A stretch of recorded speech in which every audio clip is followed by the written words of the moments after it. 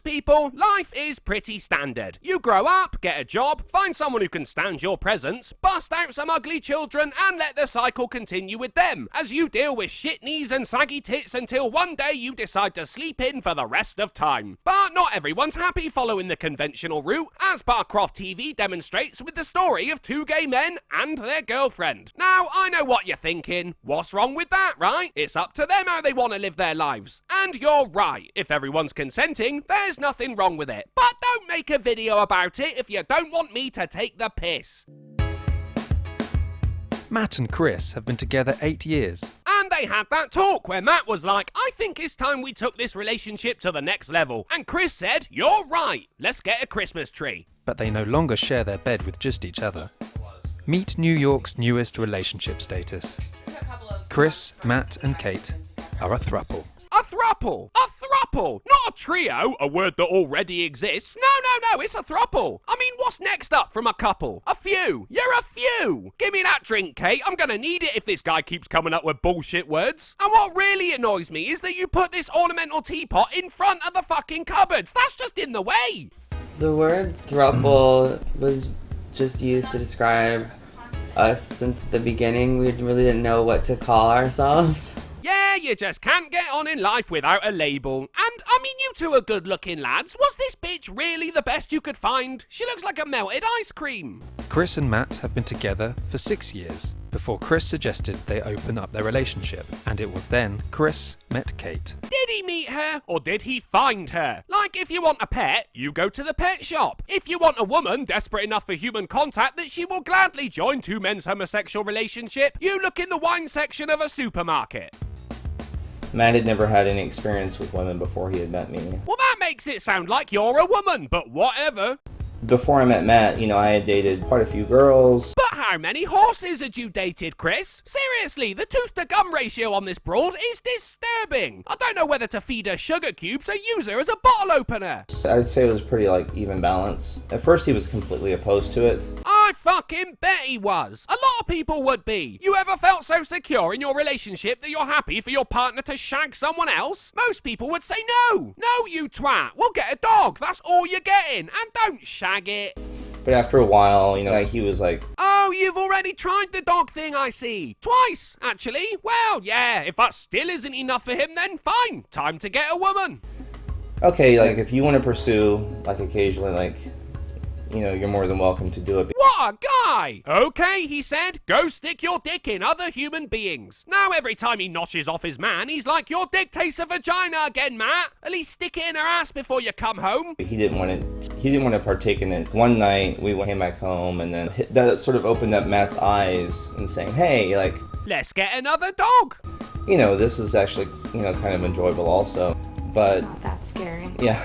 I would say we have it's a pretty fun sex life. Oh, I'm sure it is a fun sex life, Kate. For now, constant threesomes just increase the amount of people you're gonna get bored of. And look, she's been added to the wall. There's an M for Matt, there's a C for Chris, and after a not-so-subtle gap, there's the C for Kate. Right next to...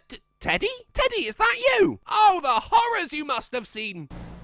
Both Chris and Kate describe themselves as bisexual, whereas Matt describes his sexuality as homoflexible. Homoflexible? What the fuck does that mean? You're not all that homo if you're flexible about it, are you? And why did he emphasize the homo part? Like flexible's already a sexuality and he's just doing the gay version of it. I'm homoflexible, so I like guys. I'm open, flexible to women. I prefer men. So you're basically fuck anything. You prefer men, but you're open to having sex with a woman. That's not even a sexuality. You're just a slut. I guess I had an awakening after I was in a sexual experience with a woman, and I was like, oh, it is just another body, it's a soul, it's a connection that I can have. Fucking mumbling cunt. I only caught the end of that, which was him chatting about it's another body and soul he can have a connection with, which makes him sound like some essence-stealing demon from the homo dimension. The kind you can only exercise with knockoff designer clothes and substandard home decor. I was in a very, very monogamous relationship for about 5 years. Not just a monogamous relationship, people, a very, very monogamous relationship, which is basically being held hostage. Sounds brutal, but when it happened in Beauty and the Beast, it was romantic as fuck, so go figure. Before I I met Chris and Matt, they opened my eyes to the world of polyamory, and here we are. Yeah, you say polyamory, but look at the status going on here. Matt leads a dog. Chris leads a dog. Kate has no dog. Kate hasn't earned her dog. In fact, she's actually getting led by Matt. She has more in common with that pet. Look how they're both getting distracted while their master keeps on walking. I wonder how Matt reacts when Kate starts sniffing other people's asses. But not everything has been smooth running for this adventurous threesome. Well, yeah, two people leaving the toilet seat up is bound to get ugly. And can you imagine the arguments? Man, that's gotta be some top-rank bitching going on there. Things get said, objects are thrown, and then they all have makeup sex, which must look something like the human centipede.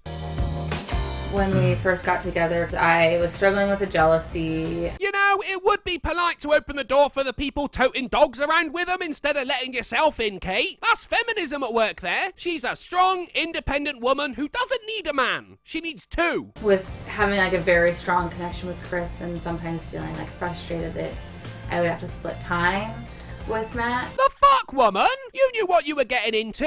They were together for 6 years before you came in and made things complicated. Now they have another mouth to feed. They have to deal with your constant whinging. There should come a point, Kate, when you look around and think, am I their practice baby? With a lot of that came a lot of insecurity. And it was a struggle even for me.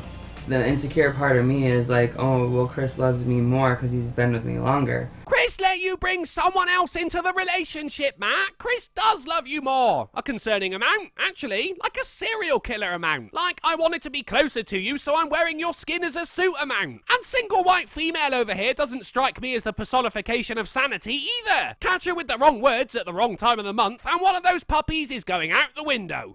But then he told me, you know, like, I love you just as much as I love Kate. I was kind of like, oh my God, I need to come to terms with that. Just typical, isn't it? A man works for 6 years to gain that love, and a woman comes in with her affirmative action and reaches the same level in no time. But she's got her uses, hasn't she? Like here, you rode her up the side of a mountain. However, things must be going well, because this throuple Not a word. have now been living together in their one-bedroom apartment for 2 years. Well, say what you want about their relationship, but the rent for a one-bed apartment split 3 ways, now that's what I'm talking about. That's how they save so much money to buy each other Christmas presents. But she gets a small one. Hey, I wonder what it could be. Maybe a salt lick. And who's taking this photo? Don't tell me there's a fourth person.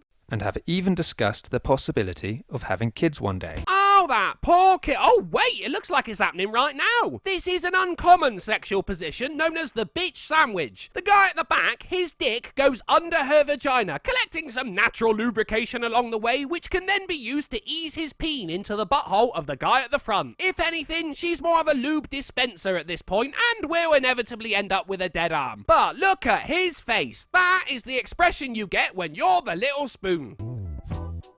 Yeah, as far as kids, like, I think any child would be lucky to have, like, 3 parents, like... I think any school bully would be lucky to meet that kid. Until the 2 dads go around to speak to the bully stand. I mean, most people would be expecting a fight at that point, but when you open your door to 2 gay men, you know shit's about to go down. Well, more pushed in than down. It's a different kind of intimidating. But we have 2 dogs for now, and we're pretty happy with that. Yeah, I think 2 dogs is plenty for now. I mean, there's no telling how long any of you are going to stick around, is there? One of you might find another couple and run off with them. Still, I hope you guys stay together because I can't deal with the idea of this woman looking for a gay man to settle down with. So, there we go, guys. Someone up in the feminist headquarters looked at the stats and thought, hey, man-on-man relationships are dominated by men. We need more women in there. Thanks for watching, guys. Please consider becoming a patron and we'll all have an orgy. And check out the Drunken Uncle merchandise to help save Teddy. The links are in the description, and remember, when it comes to oral sex, 2 heads are better than 1.